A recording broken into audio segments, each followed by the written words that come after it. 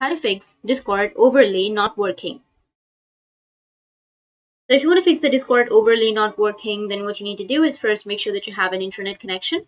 After that, you can open up your Discord application, or you can also go with your Discord on your browser. Make sure that you've logged in on your Discord. Now, after that, you need to go with settings, user settings, which is here on the bottom left. Under user settings, you need to scroll down and you need to go with game overlay. So if you don't find the game overlay on your browser, you can open up your Discord application and go with the game overlay on your application. After selecting game overlay from the menu on the left, ensure that enable in-game overlay is turned on, which is right here. You will have in-game overlay. Make sure it is turned on. Next, check if the game that you're playing is included in the overlay settings. In the registered games menu, look for the game that you're playing. You have registered games right here. Just go with the registered games, which is on the left side, and then go with add or go with the game. Search the game that you're playing and make sure it's listed. To add your game, click on add and then select your game from the drop down menu, then click on add game option. Sometimes running Discord with the administrator privileges can also solve the problem. So if this doesn't fix your problem, then you can just simply go back and you need to search for Discord and here right click on it,